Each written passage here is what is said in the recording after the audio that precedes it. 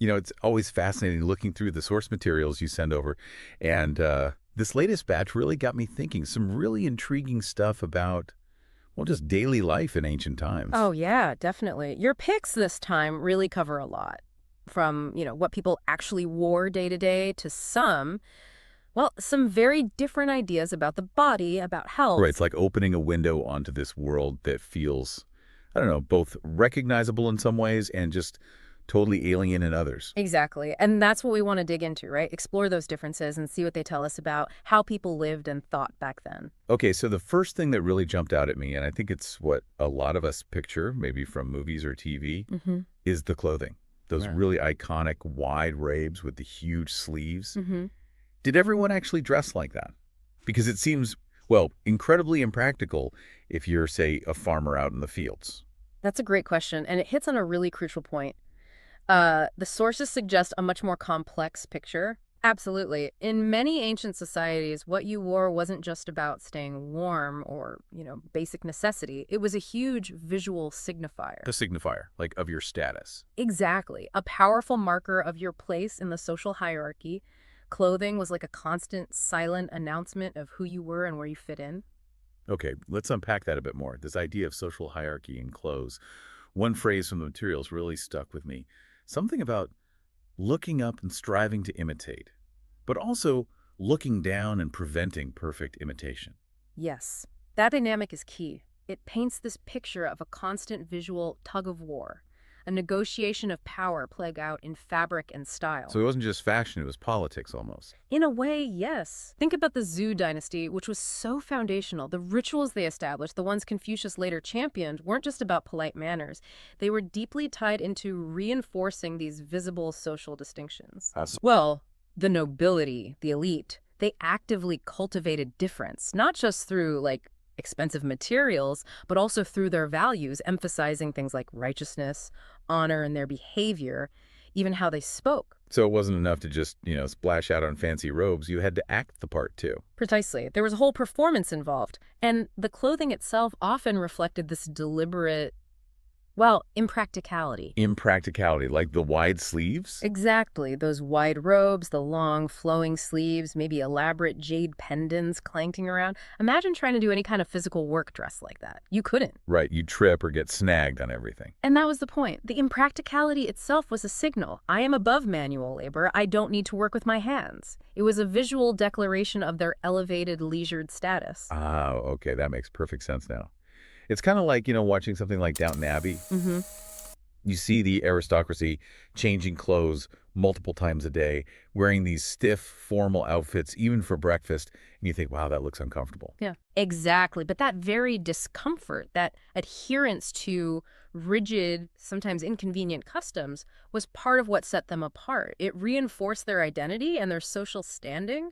So even if a farmer suddenly struck it rich, just buying the clothes wouldn't be enough. They wouldn't necessarily know how to wear them, how to carry themselves, how to embody that whole noble air. That's it, precisely. These things, the expensive, cumbersome clothing, the specific manners, the particular values, they acted as entry thresholds to the upper class.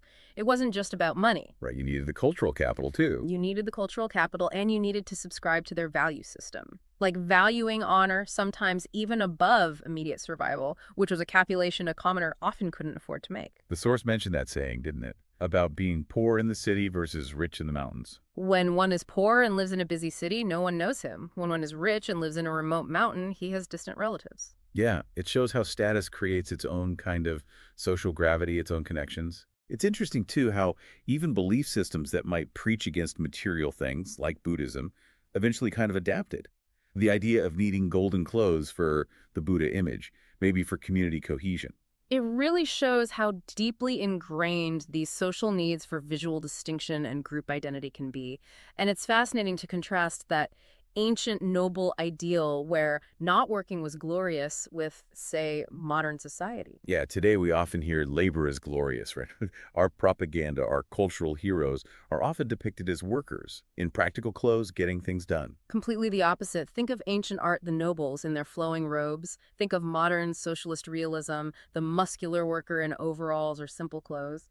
Polar opposites in terms of what's visually celebrated. So those wide robes were like an anti-work uniform. And it was a kind of trap for anyone lower down who tried to copy them. Sort of, yeah. A commoner might scrape together the money for similar clothes, but then they couldn't actually work in them. They couldn't maintain the lifestyle the clothes represented, which just reinforced the noble's position. The clothes themselves police the boundary. And the word noble itself, you mentioned it, implies being high and expensive. Right. Both materially expensive and also, you could say, spiritually or ethically expensive. There was an expectation of adhering to costly values, like being willing to sacrifice your life for honor. Which, as you said, was a much bigger gamble for a commoner. Absolutely. For a noble, dying for honor might mean their family continues, maybe even gains prestige. For a commoner, their death could mean instant ruin for their family. Survival often meant having to, let's say, swallow humiliation sometimes. So the values themselves, this code of honor, was another kind of wide robe and large sleeve. Impractical for sheer survival, maybe, but essential for maintaining that social distance. Beautifully put, yes. It wasn't just the fabric. It was the whole way of being that was designed, consciously or unconsciously, to be difficult to replicate, to maintain that stratified order. Wow. Okay, that whole system is quite something. Yeah. But let's shift gears a bit, because the sources brought up something else, maybe a bit more personal. The question I'd honestly never thought about before. Yeah. Did people, like way back before the Warring States period, did they even wear underwear? Slight pause. Well, based on the available historical hints, the answer seems to be probably not. Seriously, no underwear. It seems that way. It's kind of jarring for us, isn't it? It's so fundamental to how we think about clothing now. Totally jarring. It makes you rethink, Yeah. well, everything. Like, Sun Wukong, the Monkey King. Yeah, from Journey to the West. Sometimes he's just shown in that tiger skin. Right. Maybe that wasn't just artistic license, and maybe it reflected a time when going without, well, underwear Yeah. wasn't seen as odd or improper.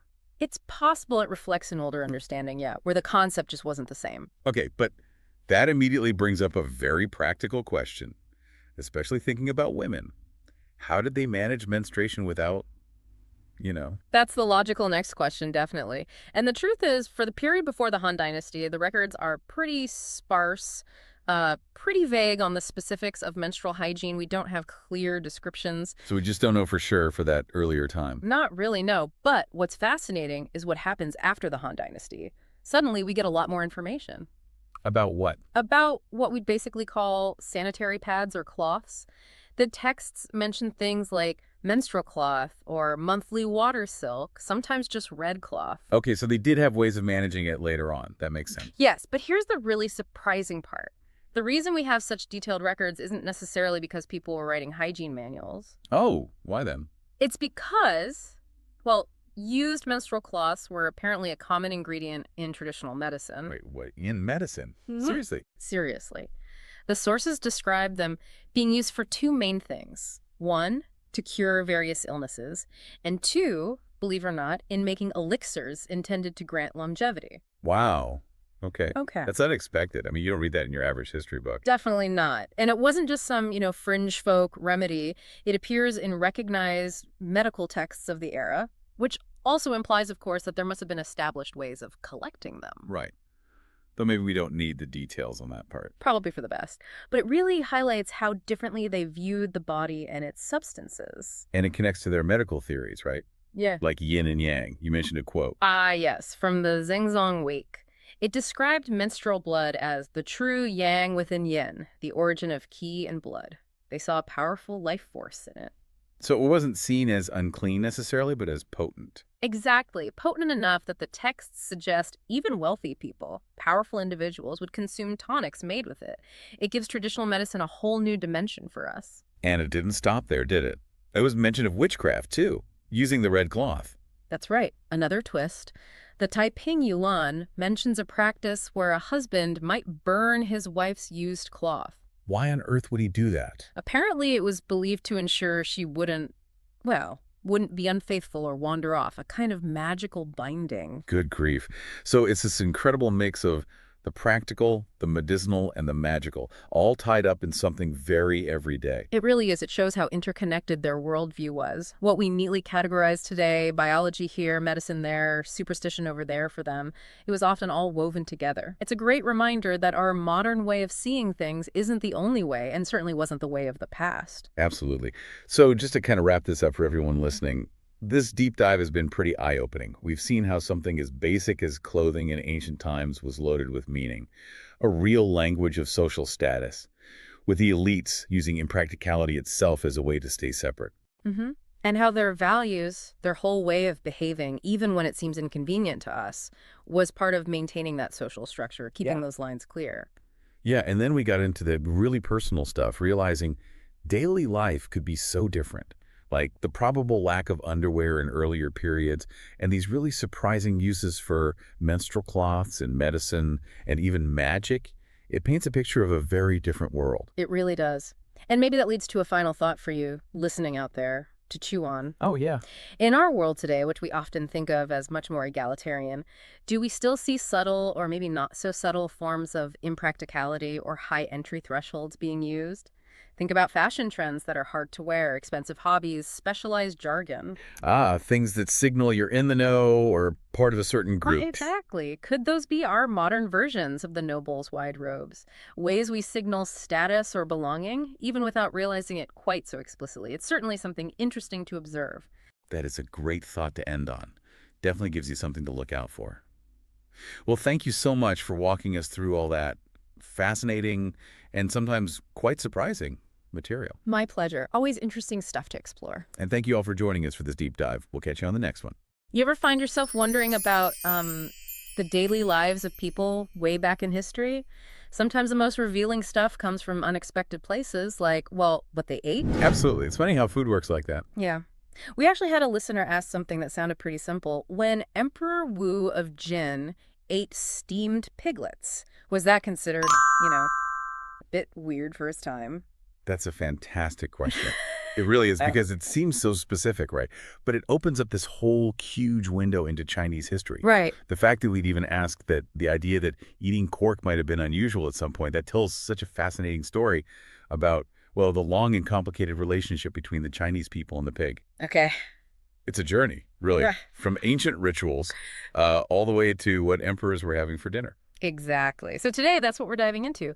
The history of pork in China. We're going to trace its story, the ups and downs, when it was popular, when maybe not so much, starting way back in the Neolithic period, right up to the Qing Dynasty. And like you said, it's not just about the food itself. No, not at all. It's about understanding how societies change, what they value, even how geography shapes culture. Okay, so let's tackle that first question head on. Emperor Wu of Jin, enjoying his steamed piglets. Was he doing something unusual? No, not in the slightest. For his time, Emperor Wu eating piglets. That was pretty standard stuff. Really? Okay. Yeah, the sources are quite clear. Pigs have been a really significant meat source in China for a very, very long time. We've got evidence stretching way back into Neolithic times. Wow, Neolithic. We're talking really ancient history. We are. So the pig wasn't just, dinner. It was fundamental to early Chinese settled life. A symbol of prosperity even, because it was just so practical. Okay, practical. But what kind of clues do we actually have from that far back, like Neolithic clues? Well, archaeologists find pig mandibles, the lower jawbones, in burial sites. Mhm. And it's not just random trash. The fact they're placed deliberately suggests they had symbolic weight. It hints that owning pigs, well, that was a sign of wealth in those very early societies. That's amazing. So right from the get-go, pigs had this status. It really makes you think how deep this runs in the culture. It does. And that brings us to something really fundamental. It's your Chinese character for home, which is Ji. Ah, right. I've heard about this. If you look at it, under the roof part, you've got the character Qi, and on its own just means pig. So literally, pig under a roof is home. Exactly. The very concept of home in the writing system is tied to having a pig. It just underlines how central they were to early settled life. That is such a powerful image. Okay, so clearly pigs were important early on. But why pigs? Why not say mostly cows or sheep like we see in other parts of the world? What made pigs the go-to choice? That's a really good question, and the answer boils down to some key differences in how you raise these animals, especially for early farming societies in China. Think about it. Cows and sheep, they're pretty migratory. Right. You can herd them over long distances. Pigs, well, they can move, but it's much harder to manage big herds that way. Right, less mobile. And then there's diet. Cows and sheep are grazers. They need grass. Pigs, they're omnivores. They'll eat, well, almost anything. So they're less picky eaters. Easier Yes. to feed, maybe. Precisely. Huh. And another point, cows and sheep give you milk, another valuable resource. Pigs don't. Ah, okay. But maybe the biggest factor, especially when you've got farming communities and growing populations, is land use. How so? Raising cows and sheep takes a lot of pasture land you could be using to grow crops. Right, direct competition. Exactly. Yeah. Pigs, though, they don't need big grazing areas. You can keep them in smaller spaces, feed them scraps. They don't compete with your main food production, the agriculture. That makes total sense. If you're trying to squeeze the most food out of your land, pigs seem way more efficient. Absolutely. And that's why, in areas like the northern grasslands where farming was tough, you see cattle and sheep dominating. Because the land was good for grazing. Right. Their whole nomadic lifestyle revolved around herding. Pigs just didn't fit that model nearly as well. So from the very start, geography and farming dictated which animals became most important where. Okay, so the early dominance of pigs in agricultural China seems pretty clear. Now let's shift gears a bit. What about the Pre-Qin period, leading up into the Han Dynasty? How did pork fit in then? Right. So during this long stretch, the Central Plains are still mainly agricultural, but population density wasn't quite as intense as it would get later on. Okay. So there was still some land available for grazing, and the idea of the 6 domestic animals was already well established. That's horses, cattle, sheep, chickens, dogs, and pigs, right? Exactly. Now, horses generally weren't for eating, more for transport and warfare. Oh. But the other 5, common meat sources. And like we touched on, cows and sheep maybe had a bit more of a fancy reputation in those farming areas. That's right. Because they were less common, needed more land, beef and mutton definitely had a bit more prestige. But, and this is important, pork wasn't seen as low-grade food at all. Not by a long shot. It was eaten widely across different social classes. So maybe not the absolute top tier, but a solid, respectable staple for lots of people. Precisely. We see proof of this in different historical texts. Think about the Zhou Dynasty rituals. Okay. Pork was included in the meals for the Son of Heaven, the Emperor, served in several of those 9 special ritual tripods. That's pretty high status. Definitely. And even lower-ranking nobles, the scholar class, for example, eating pork was kind of a sign that they were meat eaters, that they had a certain status. It showed a level of prosperity. So if pork was on your table, it meant you were doing okay, you had some means. You got it. And there's some great little stories that illustrate this, too. You remember the one from the Analects about Yang Hu trying to give Confucius a suckling pig? Oh, right. Yeah, he left it at his door trying to force Confucius to come thank him, basically, using a piglet as social leverage. Exactly. It shows a suckling pig wasn't just some trivial thing. It was a valuable gift, something you could use strategically. Yeah, definitely not cheap. And then there's that really dramatic scene, at the feast at Hongmen. It's in Sima Qian's records of the grand historian. Shang Yu throws a raw pig's shoulder to Feng Kuai. A raw pig's shoulder, that sounds intense. It was meant as sort of a rough, but definitely substantial reward for Feng Kuai's boldness.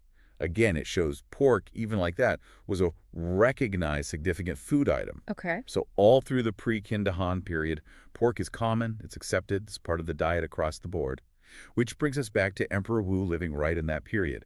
Eating piglets was perfectly normal. Got it. So totally normal for his time. But that original question, I suspect, was maybe hinting at a later shift, right? Especially with the mention of sushi later on. When did things start to change for pork? Yes.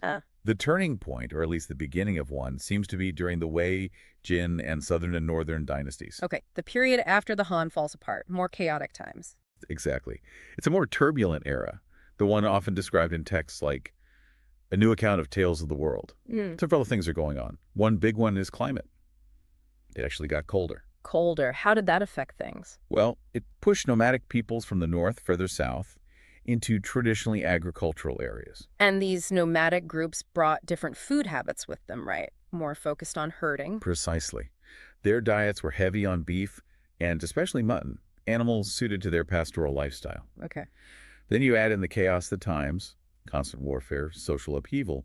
Population actually dropped quite a bit in some areas, and a lot of farmland was just abandoned, which ironically meant more land became available for grazing. So the conditions kind of shifted to favor sheep and cattle raising, even in formerly agricultural zones. In a way, yes. All these factors combined meant mutton became much more available, and its popularity really shot up. More sheep around, more mutton gets eaten. Makes sense.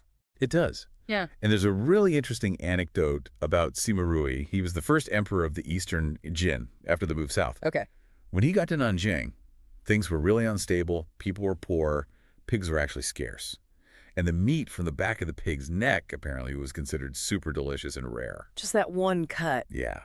They got the special name Jin Luan.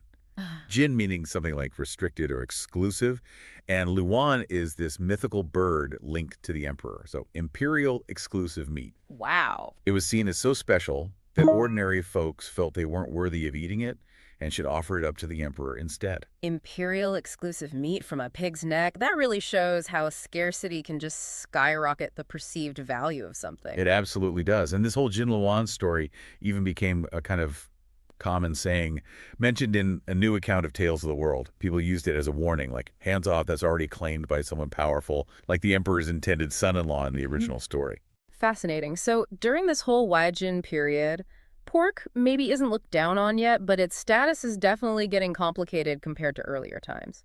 Mutton's on the rise. That's a good way to put it. Okay, so what about the Tang Dynasty that followed? Did mutton keep its top spot? Oh, definitely. The Tang Dynasty saw mutton continue to be very popular. Our sources even give us some interesting numbers from a text called The Extensive Records of the Taiping Era. Oh, yeah. What do they say? Well, looking at mentions of Tang people eating meat, mutton comes up 47 times, pork only 12 times. Wow, 47 versus 12. That's a pretty clear preference showing through. Mutton was definitely the trendy meat. It strongly suggests that yes, but, and this is important, it doesn't mean pork vanished. Not at all. Okay. It was still a significant food, particularly for the higher levels of society. Mm. We have records showing that princes and top-ranking officials, like second rank, got a monthly allowance from the court. An allowance of food. Yeah, and it included 20 sheep and 60 jin of pork. A jin is a unit of weight, about half a kilogram. So a decent amount of pork for the top brass. Right, but interestingly, lower-ranking officials, say third to fifth rank, they only got mutton, no pork allocation for them. Huh. So while mutton was maybe the everyday favorite, getting pork was almost like a perk for the real elites, like a status symbol in its own way. It seems that way. It suggests that even if mutton was more widely preferred, pork still held a certain value and was definitely not seen as undesirable, especially by those at the top. Okay, interesting dynamic. Now let's push forward to the Northern Song Dynasty. This is Sushi's time, right? And this is supposedly when pork's status really took a nosedive. That's the period our sources point to, yes. The Northern Song seems to be where pork's prestige really declined significantly. Oh, yeah. Now, again, it's crucial to remember, people were still eating tons of pork.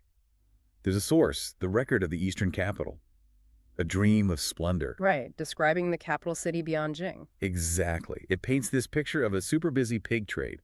Tens of thousands of pigs supposedly coming into the city every single day. Tens of thousands a day. So it wasn't scarce at all. People were definitely still eating it in huge quantities. Absolutely. Sheer volume-wise, it was a major food source. So if it was so common, why did its social standing dip? What was the problem? The main driver seems to have been the imperial family themselves. They just didn't really care for pork. The emperors didn't like it. Apparently not. The statistics from Emperor Shenzong's reign are pretty stark. The imperial kitchens went through something like hundreds of thousands of jin of mutton annually. Okay. And pork? Only maybe 4,000 or 5,000 jin, a tiny fraction in comparison. Whoa. That is a massive difference. Hundreds of thousands versus a few thousand. So the palace just wasn't serving much pork. Exactly. And you know how these things work. What the emperor and the court prefer, well, that tends to trickle down. Right. Sets the fashion. Even for food. If the top dogs aren't eating pork, then the nobility, the wealthy merchants, they start to see it as less refined, maybe even a bit common. So it got tagged as being less sophisticated, less high class. Precisely. And that's the context for Su Dongpo's famous poem, The Ode to Pork. Ah, okay. Remind us what he said. He wrote something like, "The pork in Huangzhou is good, but its price is as cheap as dirt. The noble ones are unwilling to eat it, and the poor ones don't know how to cook it." Cheap as dirt. Nobles won't eat it, poor don't know how. That really paints a picture, doesn't it? It perfectly captures that social moment. Pork was abundant, it was inexpensive, but because of that, the upper crust kind of turned their noses up at it. And maybe the poorer folks lacked the fancy cooking methods to make it seem appealing. So Sushi wasn't saying nobody ate pork, but that it had become this kind of looked down upon food, especially among the wealthy. Exactly. His poem is like a little snapshot of that specific social attitude in the Northern song. Okay, so that's the low point, maybe. What happened after the Song Dynasty? Did pork just stay in the culinary doghouse? Not exactly. Things shifted again with the Southern Song Dynasty. The geography was different down south. Warmer, wetter, less land suitable for grazing, right? Right. And that made raising sheep much harder. Mutton became scarce and expensive, even for high officials. There's a story about Emperor Gozong. When he was fleeing south, his court could only manage to slaughter one sheep per day. Only one sheep for the whole court. That really shows how rare it must have been. It does. So with mutton hard to get, that created an opening for pork to make a comeback. Ah, necessity steps in if you can't get mutton easily. Exactly. And then as China's population kept growing over the following centuries, the pressure to use every bit of land for crops just intensified. Less and less room for grazing animals like sheep or cattle. Right. But pigs, remember, they don't need much pasture. They fit much better into that intensive agricultural system.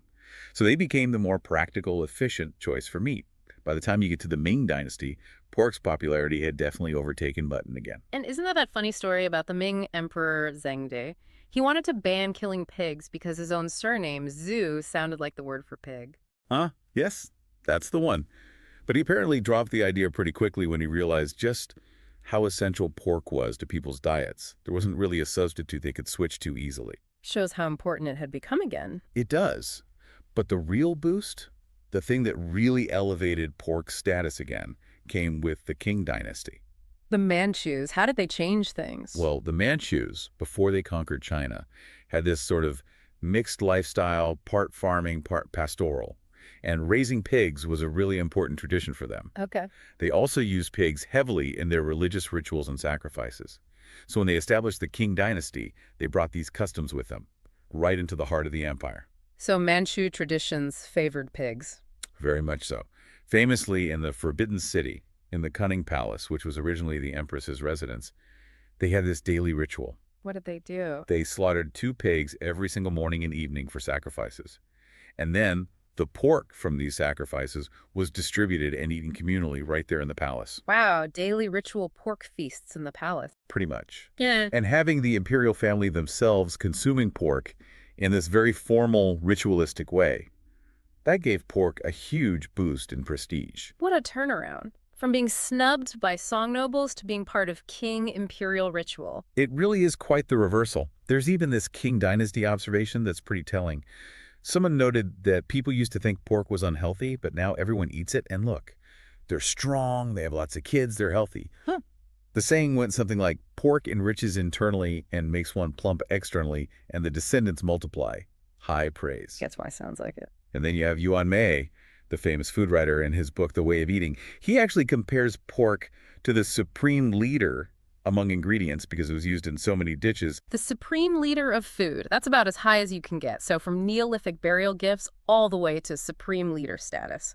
Quite a journey for the humble pig. It absolutely is. And it just hammers home that point, doesn't it? The story of one type of food, its rise and fall and rise again, it mirrors these huge shifts in the environment. Farming, social structures, cultural tastes. It really makes you rethink that listener's question. What sounded so simple, was it weird for an emperor to eat piglets, actually unlocked this whole massive, complex history. Exactly. And, connecting this to that slightly broader point about meat consumption, why did people in medieval Europe maybe eat more meat overall than in China, even when China's economy might have been quite advanced? Right. The sources mention land use as a key factor there, too. Precisely. Europe generally had lower population density, more land available that was suitable for pasture, not necessarily prime cropland. So raising lots of cattle and sheep was just more feasible on a large scale. It seems so. The sources even gave those figures for cultivated land area in 2022, showing Europe having significantly more than China relative to total area, perhaps. It hints at these very long-term differences in how land tends to be used. Traditional Chinese agriculture, for millennia, has really focused on maximizing crop yield from the available land, so feeding more people directly from plants. So a simple dietary difference really comes down to fundamental geography and population density. It is all connected. It It really is, and that's honestly what makes food history so compelling. It's never just about what's on the plate, is it? Not at all. So bringing it back to you, our listener, we really hope this deep dive into pork in China has maybe given you that kind of aha moment, Mm-hmm. that understanding of how deeply tangled food history is with these huge historical forces. That simple question about Emperor Wu's piglets really opened up centuries of change, social, economic, environmental. And maybe it leaves us with a final thought to chew on, so to speak. How might people in the future look back at our current food trends? What we eat now, what we avoid? Oh, interesting. What big societal shifts might our diets reflect? Think about why you choose the foods you do. What are the bigger stories behind those choices? It's a really fascinating way to look at our own time, isn't it? All right, yeah, we're talking ancient Chinese toilets, Not exactly a glamorous subject, I know. but stick with us. Trust me, it gets really interesting. Oh, yeah. Fascinating I stuff. mean, some of it's pretty mind-blowing. It makes you rethink some things, that's for sure. Like how we define a civilization. We usually think, well, writing, right. Right, makes sense. This scholar, Julie Holland, and she's got this idea, toilets. Maybe they're more fundamental than writing. Interesting. Toilets. More fundamental than writing. Okay. Yeah, think about it. Toilets, I mean, they reflect how a whole society thinks about, well, hygiene, sanitation, even how they're structured socially. Yeah, I see what you mean. Okay, so it's not just about going to the bathroom. It's much bigger than that. It's how a culture deals with a very basic human need. So where do we even start with ancient Chinese toilets? Were they all the same? Well, that's the first thing to understand. There's no one ancient Chinese toilet. Like any civilization, they had a bunch of different solutions depending on the time period, social class, where they were located even. I see, I see. Some were super practical, while others were surprisingly luxurious. Okay, practical and luxurious. Huh? I am intrigued. Let's start with the practical side. What did everyday people use? Well, one example is the Hun. It's this system that combines a toilet and a pigsty. Wait, what? A toilet and a pigsty? Seems a little odd to us, I know. But it was incredibly efficient. Think about it. The waste goes in, the pigs, they process it. And then whatever's left over, that becomes fertilizer. Wow. A closed-loop system. Centuries ahead of its time when you think about sustainability. That's really thinking ahead. It shows how connected they were to the natural world. It wasn't just getting rid of waste. It was reusing it, making a cycle. Exactly. And the amazing thing is, this system, it's still used in some parts of China today, in rural areas. A direct connection from way back then to now. Like a living example of how clever they were. That's incredible. Yeah. It makes you wonder, have we lost something with our modern obsession with throwing everything away? Good point. But okay, you mentioned luxurious toilets too. Let's talk about those. I'm picturing like an emperor's toilet, something really fancy. You're not too far off. There was this wealthy official, Xichang, during the Qin Dynasty. He was known for being super extravagant, and he had this toilet. It was so fancy. It was described as a luxurious and exquisite big bed with maidservants attending to. Well, Maidservants. Wow, that's next level. it really shows you the huge gap between the rich and poor back then. Yeah. While some people were living comfortably, others were still using very basic systems like the Hun. Right. But these luxurious toilets, it wasn't just about comfort. It was about status, showing off. Imagine someone visits Xichang and mistakes his toilet for a bedroom. Uh-huh. Yeah. What a statement. Talk about making an impression. Okay, so we've got the practical Hun on one side and this super fancy bed toilet on the other. Yeah. What other kinds of toilet did they have? Well, there's also the bed toilet, which goes way back to the Han Dynasty. So picture this, a toilet built right into a bed-like structure. A toilet built into the bed. I'm trying to picture it. Yeah, and it wasn't just a chamber pot under the bed. It was an actual toilet right there in the bed. And get this, Emperor Han, this powerful ruler during the Han Dynasty, they say he would use his bed toilet while discussing politics with his generals. Wow, that's something else. It really makes you think about privacy. Seems like they had a totally different attitude toward going to the bathroom back then. Definitely different from today. But it also makes you wonder, were the generals just being polite, or did they really feel okay talking about important stuff while the emperor was, busy? It's a good question. It shows you the different social norms and power structures they had back then. Yeah, that's true. But it also gives you a peek into the personal lives of these historical figures. We see them as people. Speaking of personal, I read about something called Hun Xuan. What is that? It sounds kind of futuristic. It wasn't futuristic, but it was definitely ahead of its time. The Hunshuan was basically a toilet carriage, a mobile toilet for traveling, used especially by people in the imperial court.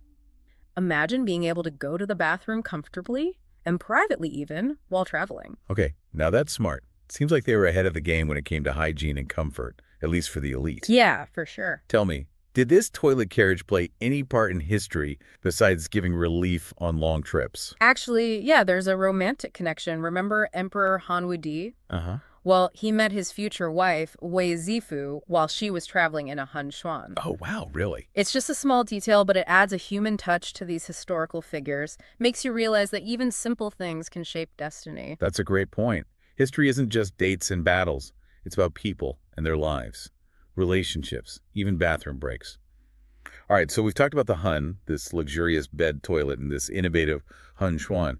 What else is there to learn about ancient Chinese toilets? Well, we've been talking toilets, but what about the other end of the process, urinals? Yeah, okay, let's talk urinals. So they had this type of urinal called the hu, which means tiger. Tiger. Okay. Yeah, and there's this legend about this famous general, Li Guang. They say he made a urinal out of a tiger skull. A tiger skull. That's pretty hardcore. It's a cool image, right? Ugh. But historically speaking, it's probably more myth than reality. Like, we always want to tie inventions to these single big events, but usually it's way more gradual and complicated. Still, this story, it shows how popular the Hu shape was for urinals, especially during the Han Dynasty. Okay, so maybe not a real tiger skull, but the Hue urinal was a real thing. That's still pretty cool. Yeah, it is. And here's a fun fact. The people who carried the emperor's urinal, sometimes they were called tiger bearers, kind of a joke. Oh, I can see why that nickname would stick. So the Hu was popular during the Han Dynasty, but did it stay that way? Well, there's a twist. When the Tang Dynasty took over, the name Hu became a problem. A problem? Why? Well, the Tang emperors, they had a similar sounding name. So you can imagine how awkward it would be, even disrespectful, to have their name associated with a chamber pot. Oh, yeah, I see what you mean. So they had to change the name of the urinal. It's interesting how something as basic as a name can be so important socially and politically. Totally. It shows how much language and power are connected. Okay, we've covered the thrones and the tigers. But what about the next step? How do they clean up? Well, archaeologists have found bamboo slips in Han Dynasty toilets. Seems like that was the go-to option. Bamboo slips. So, kind of like using old newspapers. Make sense? Practical, Yeah. resourceful, just like the Hun system. Right. But here's the thing. There was this practice, the Jingxi tradition, and they believed you shouldn't use paper with writing on it for, well, bathroom stuff. They saw it as disrespectful to the written word. Oh, that's interesting. A kind of reverence for language, even in the bathroom. Mm-hmm. But was everyone doing this? Or was it more like an elite thing? Hard to say how closely people followed this. It might have been more of an ideal than actual practice, especially for people who couldn't be too picky about what they used. Right, when you gotta go, you gotta go. Uh-huh. So if they used bamboo slips and written paper was off limits, what did they do? Well, that's where toilet chips come in. These were bamboo slips made just for bathroom use. Some historians think it might even be tied to Buddhist practices. There are actually instructions in Buddhist scriptures on how to use these toilet chips. Dedicated bathroom bamboo.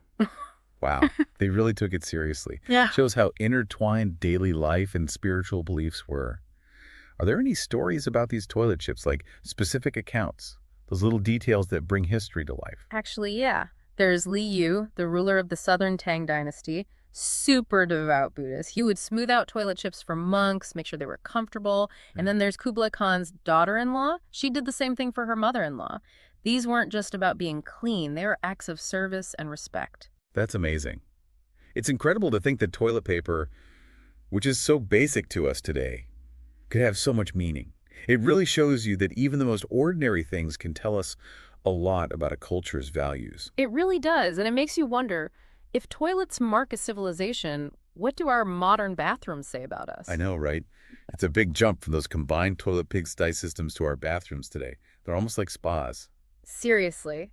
All this technology, self-flushing toilets, heated seats, bidets. What would someone from ancient China think about all that? Would they be impressed or horrified? It's wild when you think about it like that. We've gone from just basic function to almost like worshiping luxury in our bathrooms. And it's not just the luxury, there's the environmental impact too. All these disposable products, toilet paper, wipes, huge ecological footprint makes that old Hun system seem pretty smart. Yeah. It really does. Maybe we've taken a step backward in some ways, but let's get back to ancient China for a minute. We've talked a lot about the types of toilets and hygiene, but what about the social side of things? Were there taboos or rituals around toilets? Absolutely. Toilets were seen as unclean places, places of waste and impurity. They had rules and etiquette to keep contact with those things to a minimum. For example, you weren't supposed to talk while using the toilet, and people would avoid eye contact in those places. Makes sense. You can see why those social rules would develop. It's interesting how something so natural can become so ritualized, even taboo. But were there any positive associations with toilets? Did they have a place in their traditions or beliefs? There were. In some ancient Chinese beliefs, toilets were seen as portals to the underworld, like they connected the world of the living with the world of the dead. Wow, that's fascinating. So toilets weren't just about getting rid of waste. They had a spiritual side, too. Exactly. And that belief led to all sorts of rituals and practices, like offerings to appease the spirits that were thought to live in those spaces. It's amazing how something we see as so ordinary could be so spiritually significant. It really shows how different parts of life were connected in those ancient cultures. This deep dive has been really eye-opening. I never thought I'd be so interested in the history of toilets. It's funny, something we use every day. And it's got all this hidden history, cultural significance even. I mean, who would have thought toilets had so many stories to tell? Yeah, it shows how you can't judge a book by its cover, huh? Even the most everyday things, they can tell you so much about a society, their values, their beliefs, how advanced they were. Thinking back, one thing that really got me was just how many different kinds of toilets there were in ancient China. It wasn't just about, getting the job done. It was about status, art even, spirituality, all mixed into these everyday objects. You see that whole spectrum.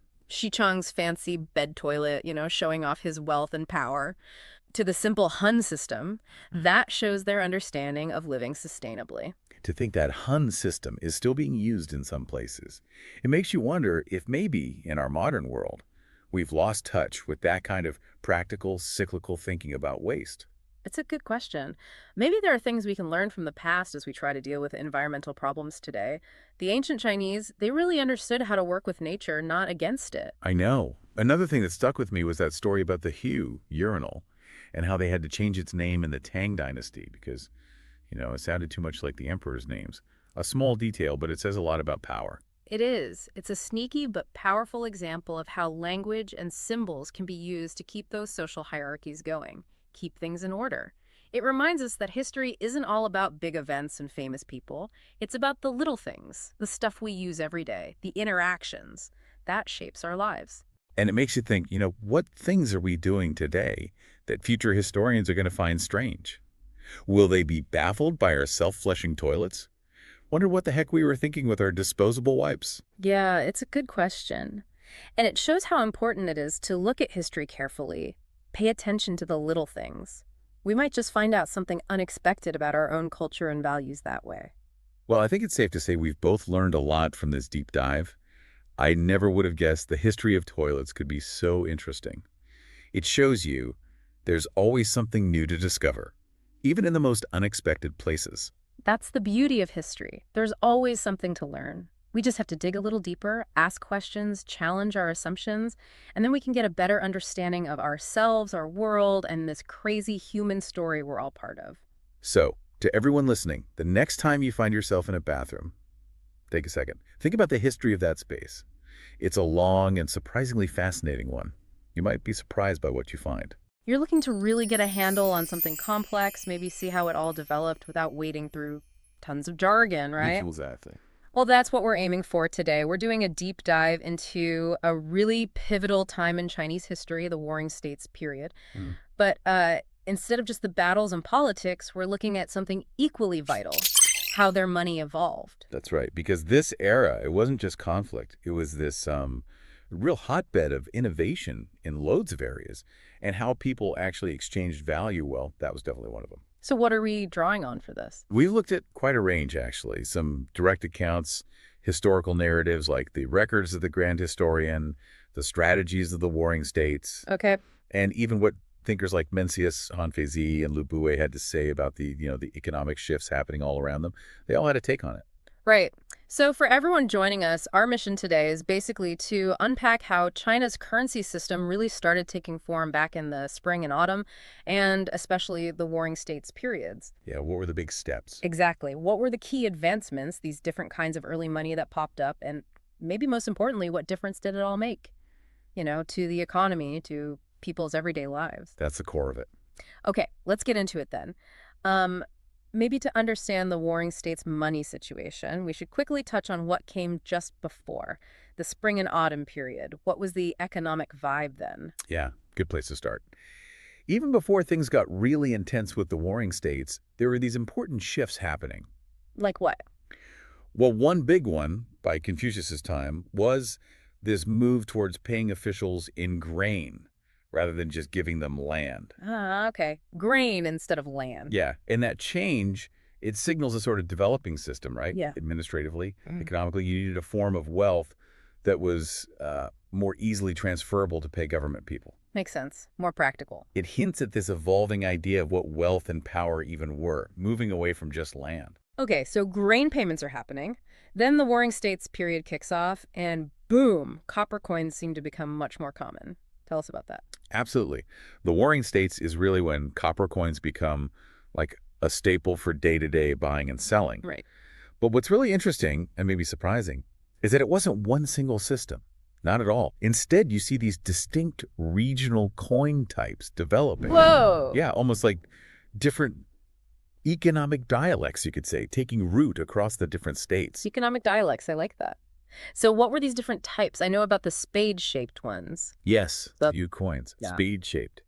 And they're fascinating because they literally look like little farming shovels. Huh, like miniature tools. Exactly. You find them mainly in Zhao, Wei, and Han. And that shape, it strongly suggests a link back to their agricultural roots. Maybe even a time when actual tools were used for exchange. Wow. Gives you a real glimpse into how value started, doesn't it? It does. These tangible connections are key. Now, there's something in our notes about the same character appearing in the Book of Songs, but meaning something else. Ah, yes, that's a neat linguistic point. Mm-hmm. So while we call these spade coins, that character in the much older Book of Songs actually refers to textiles, woven cloth. Not the coins. No. Someone might mistakenly connect them, but the context in the text, like the verbs used carry, implies something, much bigger and bulkier than these little metal pieces. Right, you wouldn't carry a few small coins in the same way you'd carry bolts of cloth. Precisely. So it's a good reminder that language changes, and we have to be careful not to read later meanings back into older texts. Good point. Okay, so spade coins linked to agriculture. What's next? Knife-shaped coins. Money. Exactly. The Jiaofou coins, shaped like little knives, just as the name says. These started in the state of Qi. Key. They were the big trading state, weren't they? They were a major commercial power, yeah. And the knife coins spread from Qi to Yan and Zhao. What's really intriguing here are the regional variations you find. Variations, like different designs. Sort of. You get things called Qi knives, Yan knives, Jia knives. These differences weren't just for looks. They probably reflected different local economies, maybe even political factions. So a knife coin from one part of Qi might not be accepted in another, or worth the same. Potentially. It could have definitely made interregional trade a bit trickier. Some scholars think they might have even started as symbolic tokens, maybe specific to certain groups or places, before becoming more like general currency. From symbolic token to money. That's a cool evolution. And it makes sense they'd be big in Qi with all their trade routes. Totally. Qi was buzzing with trade, and the knife coin got really tied up with that northern commercial activity. Okay, so spades in the Central Plains, knives in the Northeast. What about elsewhere? We start seeing round coins too, right? We do. Ah, the round coins. Now, these are often seen as a really big step towards more standardization. More like what we think of as a coin today. Getting there. They were inspired by jade bai discs, those ceremonial jade rings that were culturally super important. Jade. So not just practical. Likely a mix. Early ones just had a round hole in the middle, but that evolved into the classic square hole we associate with later Chinese coins. And where were these used mostly? Primarily in the states of Qin and Wei, which is interesting because those two states had pretty close economic links anyway. So the round shape? Practical for handling, maybe, but the jade link gives it some prestige. Probably both. Round is definitely easier to handle and store than a tiny shovel or knife. But that link to jade bai suggests a cultural value, maybe making them seem more inherently valuable or official. And the hole for stringing them. Exactly. That central hole, especially the square one later, was perfect for stringing them together on cords, made carrying larger amounts and counting them much, much easier. Big practical innovation for trade. Yeah, you can see how that would streamline things. It feels like a step towards the unified money to come. Definitely key progression. Okay, last main copper type. The ant nose coins. That name is memorable. What's the story there? Isn't it? The who? Yambikia. They look a bit like cowrie shells, or some people see tiny ant patterns on them. Seashells, like really old money. Kind of. These were mostly used down south in the state of Chu. And what's interesting is they seem to represent a sort of continuation of the much older shell money system that had been around for ages. Ah, okay. So while the northern states are innovating with these metal shapes, Chu is kind of sticking to tradition. What does that suggest about Chu? It likely reflects Chu's economic position, a bit more geographically isolated perhaps, compared to those northern states all trading with each other. So they relied more on these older forms. Seems that way. Suggests maybe a slightly different pace of economic change down there, less integrated into that wider warring states trade network. So you see, early copper money was really regional, very different from the unified cash of later dynasties. Yeah, it paints a really vivid picture, doesn't it? A fragmented monetary landscape mirroring the fragmented politics. Okay, but copper coins, even strung together, seem like they'd be cumbersome for huge deals. You couldn't pay for an army with ant nose coins easily. That's where gold fits in. Exactly. For the really big stuff, large value transactions, gold was key. Our texts from before the Qin unification often use the character jin. Qin, meaning gold. Well, mostly. There was some debate. Guo Moro, a famous scholar, suggested jin could sometimes mean copper too. Why the confusion? It's complex, related to how terms evolved. Yeah. But the general scholarly view now is that when jin appears in context talking about payment, especially large sums, it almost certainly means gold. Okay, so the default assumption is gold for big payments. Do we have proof? We do. We have actual physical gold artifacts used as currency found in Chu territory. Plus, the Guanzi text specifically mentions huge gold reserves held by both Qi and Chu. Wow, so states were hoarding gold? Seems so. And gold stayed important as currency right up into the Western Han Dynasty. But then Knights mentioned a mystery of gold disappearance after the Eastern Han. What happened? Yeah, it's intriguing. After the Eastern Han, gold seems to become much less common in everyday circulation. Why? Theories abound. Like what? Some think the later rise of silver-based economies drew gold out of circulation. Others point to imperial policies that might have restricted private gold ownership, pulling it into the treasury. So it didn't vanish, just got locked up or replaced? Possibly. It's still something historians puzzle over. Fascinating. Okay, so we have this picture. Regional copper for daily stuff, gold for the big leagues. But what drove all this? Money doesn't just appear out of nowhere. What changed in the economy? Absolutely not. It's tied directly to broader economic development. A huge factor was advances in iron smelting during this period. Iron. How did that affect money? Better iron tools meant dramatically better agriculture, productivity soared. Their text saying 100 million of land could now support 9 people. That's a big jump. Huge. And that agricultural surplus, it freed people up, fueled the growth of other industries, crafts, trade, and led to the rise of large cities, bustling places, full of merchants. More goods, more trade, more cities. Yeah. Equals more need for money. Precisely. It all connects. More complex economic activity just demands a more efficient medium of exchange than simple barter. We have that story about Feng Shuan in the notes. How does that fit in? Ah, Feng Shuan. Collecting debts for Lord Mengcheng. A perfect little snapshot. He goes to Zhu to collect debts, right? Yeah. And the key detail from the records of the Grand Historian is that the debt was massive, 100,000. And it's explicitly stated in money, not in grain, not in silk. 100,000 coins, or units of money. Units of money, likely coins. The point is, it's a purely monetary debt, a cash transaction on a large scale. It shows currency wasn't just for buying small things anymore. It was embedded in major financial dealings. Yeah, that really drives it home. It's way beyond swapping pots for food. Exactly. Relying on money instead of barter is a classic sign of a developing economy. And this monetization, it wasn't just debts, right? It started affecting how people got paid too. Salaries. Big time. We mentioned officials getting grain in the spring and autumn period. By the warring states, there's another major shift. Paying salaries in money.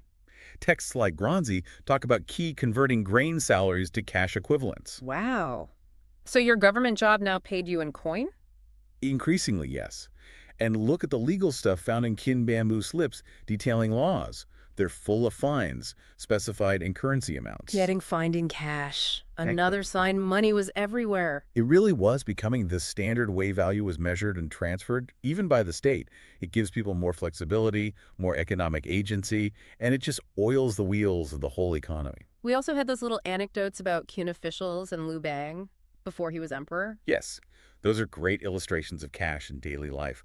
One story is Qin officials needing to chip in 1,000 coins each just to get into the local magistrate's hall for a banquet welcoming Liu Bang's father-in-law, Liu Gong. Paying to attend a party. Shows how even social obligations involve cash.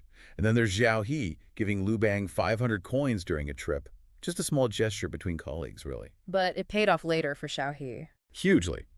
But the point is, it shows people carried cash, used it for travel expenses, social events. It was just part of the fabric of life. Money was becoming the lubricant for society, not just the market. Okay, so as all this is happening, were people actually thinking about money? Developing any early theories? It seems so. You start to see the beginnings of actual monetary concepts being discussed, especially in texts like the Guanzi. What kind of ideas? Well, there's a fascinating metaphor where knife-shaped coins are called ditches. Ditches? Yeah, the idea being that currency acts like a channel, directing and facilitating the flow of trade and goods. It's quite a sophisticated image for the time. That is pretty profound, seeing money as infrastructure. Right. And they clearly recognize the main types in use gold, knife coins, spade coins as accepted currencies and awareness of different widely used forms of money. They knew what counted as money. And more than that, the Guanzi actually describes gold as the measure of use. Measure of use. What does that imply? It's basically an early understanding of a standard of value. The idea that gold provides a benchmark against which other goods can be measured, that's a huge intellectual leap. Wow. So not quite Adam Smith yet, but... Definitely not a systematic theory. But these are really important first steps. Recognizing money's different functions, seeing different metals playing different roles, gold for high value, copper for everyday. It hints at the kind of bimetallic thinking we see later. Remarkable for that period. Now, who is actually making all these coins? Was it the state governments? Or more chaotic? That's a key difference compared to later imperial China. During the Warring States, governments did not have a total monopoly on making money. Really? So who was minting them? It varied. In Qi, for example, looks like different regions, maybe controlled by powerful nobles or even wealthy merchants, were minting their own coins. And they weren't always consistent.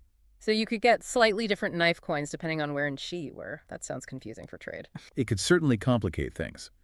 Imagine trying to figure out exchange rates between slightly different local coins. Yan, on the other hand, seems to have had more standardized coins, suggesting stronger government control there. And Qin, the eventual unifiers. Qin was actually a bit later to the copper coin game, but when they started, they did it with a more centralized approach. Official government issuance from the get-go. Setting a precedent, maybe? So a real mix of approaches across the states. Definitely fragmented control. Now, the notes compare this to ancient Greece. How did Athens handle its money? Was it similar? Actually, quite different. It's an insightful comparison. Athens had a much more centralized, almost dominant system. How so? They controlled the silver mines at Lorient, a huge source of wealth, and they basically forced their allies in the Delian League to stop minting their own silver coins and use Athenian owls instead. Force them? Wow. Yeah, it ensured silver flowed to Athens and made trade very Athens-centric. But as you can imagine, it didn't make them popular with their allies. I bet. So the Warring States was messier, maybe, but less financially coercive between states. In terms of forcing a single currency, yes. Yeah. Those states definitely competed economically. Yeah. But Athens shows a much earlier example of state-monopolized, strategically used currency. Interestingly, thinkers back in the Warring States like Liu Buwei, who was a merchant himself before becoming chancellor, seemed more wary of commerce, potentially undermining agriculture. Different philosophies at play. Interesting contrast. Okay, so this Warring States fragmentation eventually gives way to the unified empire. How did things change then regarding money? That was a massive shift. Once the empire was established, currency issuance became a state monopoly. That was the rule. Central control, finally. What did that mean for people? Well, On the one hand, it allowed for standardization. Think Qin Shi Huang standardizing weights, measures, and currency. That definitely helped trade flow across the vast empire. But there's a downside. The flip side is that it gave the state immense power to manipulate the currency for its own benefit, something largely impossible in the fragmented warring states. Manipulate how? Think centuries later, Emperor Wu of Han. He famously introduced things like special white deerskin tokens, worth a fortune, fiddled with the weight and metal content of coins, issued different types of white gold, basically, using currency creation as a way to fund his wars and projects. Financial engineering by the state. Stuff you couldn't really pull off when every state had its own mints. Exactly. While we see states bribing each other with gold in the warring states, these kinds of systematic currency debasements or complex financial maneuvers by a central government, that hadn't really started yet. Real currency wars were still in the future. It's such a journey. Okay, let's try and wrap this up. What are the main things we should take away from this deep dive into warring states' money? Well, I think the key is seeing it as this incredibly dynamic, transformative period for money in China. We go from maybe even using tools to this diverse range of regional coins, spades, knives, round ones, ant nose, each telling a story about its region. And gold for the big stuff. And gold for the big stuff, yes. Crucially, this is when we really see a commercial economy taking off, driven by better farming and industry, and money seeps into everything: salaries, debts, fines, even social events. So even though the states were divided politically, this economic groundwork, this monetary evolution was happening underneath it all, paving the way. Absolutely. It laid the essential foundation for the unified currency systems that came later, even though it lacked that central control and maybe the complex financial tricks of later empires. It was a period of intense experimentation and growth. And we saw different thinkers reacting to it all, too. Right. Mencius seeing farming, fueling trade but disliking high interest rates, usury. Then Han Feizai and Liu Buwei being a bit skeptical about merchants, worried they'd hurt farming. It shows people were grappling with these big economic changes. Even different versions of that Feng Shuan story give slightly different insights into the commercial world. It really paints a picture of a society in flux. Yeah. Okay, so we've gone from proto-money to regional coins and the first glimmers of monetary thought. A real foundational period. Definitely crucial for understanding what came next in China's economic story. So here's something to chew on as we finish. Given how fragmented things were in the warring states, how differently do you think daily life and trade might have felt once currency was finally unified under the empire? What changed on the ground in ways we maybe haven't even discussed? Ooh, that's a good one. Or maybe flip it. Considering those early ideas about money in Guanxi, what if China's monetary development had gone differently, maybe stayed more decentralized, or perhaps swung hard towards an Athenian model early on? What might the long-term impact have been? Lots to think about there. Just some food for thought. Thanks for joining us for this deep dive into the world of warring states currency. We hope it's given you a fresh angle on this critical period and maybe highlighted how these ancient innovations still echo in economic history. I hope everyone enjoyed this look into ancient Chinese history. Yeah, thanks for joining us.